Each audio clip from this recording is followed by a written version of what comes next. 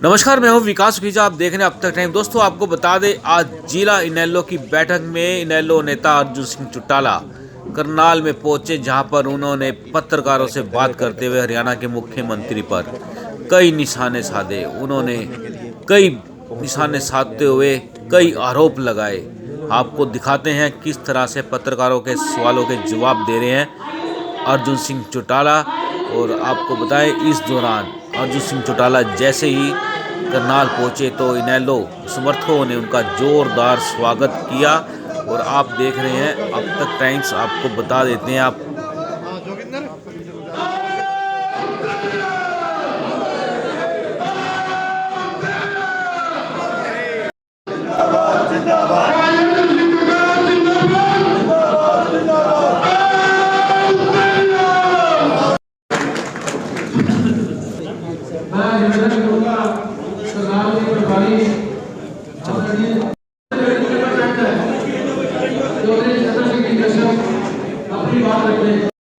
करनाल में संगठन के बारे में बहुत ही सम्मानित साथी नौजवान श्री आदरणीय श्याम सिंह राणा जी, जो हमारे संगठन सचिव हैं राष्ट्रीय स्तर पर, हमारे युवा अध्यक्ष सम्मानित सुरजीत संधू जी, प्रभारी अध्यक्ष जवान अध्यक्ष, आज बड़े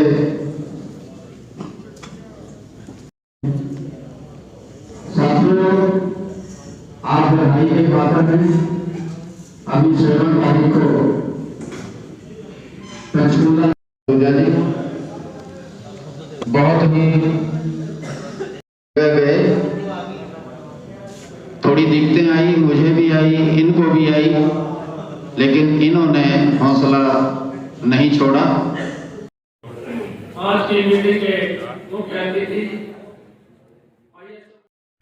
जितने भी पार्टी के सभी साथी हैं, उन सभी के साथ बातचीत है और किस प्रकार संगठन को आगे से और मजबूती पे लेके जाए, तो उसकी हम रूपरेखा बनाने का काम कर रहे हैं। जो कार्यकर्ता इनेलो को छोड़कर जेजेपी या दूसरे दलों में चले गए थे, उनको वापस बुलाने के लिए कोई कार्यक्रम? आओ अंदर बतेरे दिखा दूंगा आपको, आलिए वापस जी। बहुत सारे हमारे कार्यकर्ता साथी हैं, वो वापस आ रहे। अब तो सिर्फ जाकर उनको एक बार बात करने की, एक बार उनसे मिलने की देरी है। बाकी जितने भी पुराने कार्यकर्ता हैं वो तो सब आज के दिन पार्टी के अंदर शामिल होने का काम कर रहे हैं। 3 कृषि कानून खत्म हो चुके हैं, लेकिन अभी जो कल जो है कृषि मंत्री का बयान आया कि सरकार सिर्फ 1 कदम पीछे हटी है। भाई, सरकार कोई लड़ाई लड़ रही है क्या? तो पूछ लो एक बार कृषि मंत्री से कि 1 कदम पीछे हटना, 2 कदम आगे कूदना, ये क्या है? कानून आए थे, किसानों को नहीं पसंद, और खास करना सरकार की एक जिम्मेवारी बनती है। किसानों का कहना मानना सरकार की जिम्मेवारी बनती है। तो ये बार बार कह देते हैं किसान के हित फलाना ढीकड़ा। एक चीज़ इनसे पूछो सरकार से, सरकार को वोट देने वाले कौन थे? इस देश का पेट भरने वाले कौन है? अपनी कमाई में से टैक्स भर भर के इस देश को चलाने वाले कौन है? इस देश के आम नागरिक ही हैं। और जब उन्होंने कह दिया कि भी हमें नहीं चाहिए, तो ये भी सरकार का क्या कि छोटे बच्चे हैं जो जिद लगा रखी है इन्होंने, तो ये तो साफ एक चीज़ जाहिर करती है, ये सरकार ने कोई जनता के हित में नहीं करी। ये तो केवल और केवल जो इनका विरोध हो रहा है, जिस प्रकार से सारे उपचुनाव में सरकार को हारना पड़ा, और आने वाले समय में जिस प्रकार से यूपी और पंजाब में ये सरकार हारेगी, इस डर के मारे इन्होंने ये कानून वापस किया। बुजुर्गों की पेंशन पर अगली कैंची चलने वाली है, क्या कहेंगे? कैंची चलने के वाली इन्होंने तो 14,000 रुपये चल चुकी है करनाल। आप एक चीज़ ये देखो, नहीं, आप सबसे बड़ी एक चीज़ देखो कि ये तो कह नहीं करते थे, खास करके मेरा ही भाई क्या करता था, 5,000 से बढ़ा देंगे, 5100 कर देंगे, ठीक है। ये बीजेपी की सरकार कहती थी हम बढ़ाने का काम करेंगे। आज इन्होंने जो ये कानून बनाया है कि किसी भी बुजुर्ग की 2 लाख से ऊपर आमदनी हो, मुख्यमंत्री महोदय का परिवार नहीं है, मैं उनको समझा देता हूँ परिवार कैसे चलता है। कि ज़्यादातर किसान जो है या ज़्यादातर जो ग्रामीण इलाकों में लोग रहते हैं, वहाँ पर जो परिवार है वो इकट्ठा होता है। यानी एक बुजुर्ग है, उनके आगे 4 लड़के हैं, उनके आगे 3-3 लड़के और हैं, तो पूरे परिवार की जो ज़मीन है वो एक बुजुर्ग के नाम ही होती है। हमारे भी परिवार की है, कोई भी परिवार उठा के लिख दो, ज़्यादातर के अभी तक ज़मीनों का बंटवारा नहीं है। तो एक जाहिर सी बात है कि किसी भी बुजुर्ग के नाम पर वो आमदनी आएगी तो वो 2 लाख से ऊपर आएगी। पर इसका मतलब ये नहीं है वो 2 लाख आमदनी उस बुजुर्ग के पास जा रही है। इसका मतलब ये है वो 2 लाख की जो आमदनी है पूरे परिवार के अंदर बन रही है।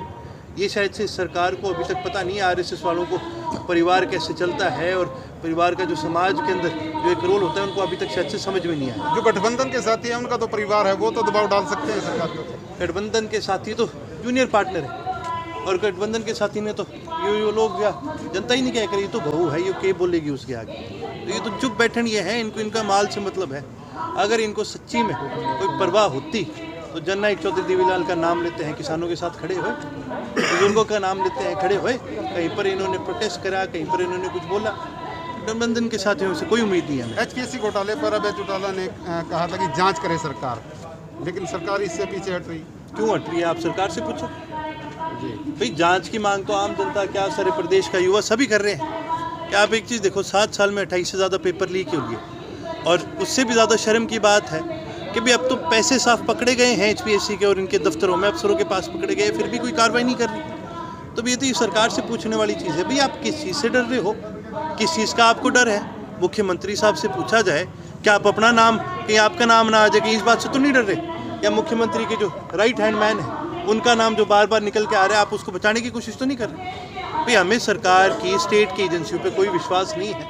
हमने तो राज्यपाल से भी मांग करी है, हमें प्रधान, अगर हमें राष्ट्रपति जी भी मौका देंगे तो उनसे भी समय मांग करके उनसे भी हम यही मांग करेंगे कि निष्पक्ष जांच हो, इंडिपेंडेंट इंक्वायरी हो, सिटिंग जज या फिर CBI के थ्रू इसकी पूरी तरह से तहकीकात करी जाए और पूरी तरह से इसकी जाँच करी जाए। तो पारिवारिक रिश्तों में सर इन फ्यूचर कुछ समझौता हो सकता है आपसे? किस चीज़ से? पारिवारिक रिश्तों में आप?